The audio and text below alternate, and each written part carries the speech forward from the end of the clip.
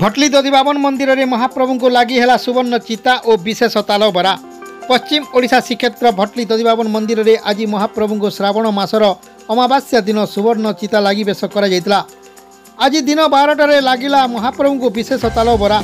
यही अवसर में महाप्रभु को दैनिक पूजा नीति पहड़ भंग द्वाराफिटा नीति आरंभ हो गोपाल वल्लभ भोग लगी होगापर श्रीजीव को पवित्र पाटडोरी में सुवर्ण चिता लगी बेश कर यही बेश नाना प्रकार सुगंधित पुष्पमाल सुसज्जित बेश कर परंपरा क्रमे कर शास्त्रीय पूजा विधि अनुजाई पूजा कलापर महाप्रभु को पंच उपचार पूजा पूर्वक विभिन्न प्रकार पिष्टक और विशेष तालबरा भोग लगी मंगल आलती कर श्रावण में प्रभु श्री दधिबावन छद्म बेश भटली पीठ को आसी भक्त परमानंद पुत्रवधू सती कमला को दर्शन दे संसार मुक्त करते। श्रावण मासरे महाप्रभु को दर्शन करे अनंत फल मिले बोली भक्त मानक मध्य अतुट विश्वास रही। एथिपाई आज श्रीमंदिर में महाप्रभु को सुवर्ण चिता लगी बेश दर्शन पर प्रबल भिड़ लगी रही। आसंतु शुणा कौन कहते मंदिर पूजक।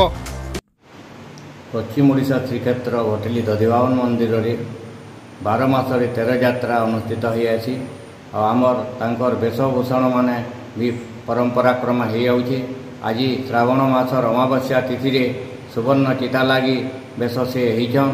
आज सकाल पहड़ भंग द्वारपीठा नीति अवकाश नीति गोपाल वल्लभ भोग लगी होगापर महाप्रभु को सुवर्ण चिता लगी करा एवं पाटडोर से चिता को तांकर मस्तक बंधा जाइथिला।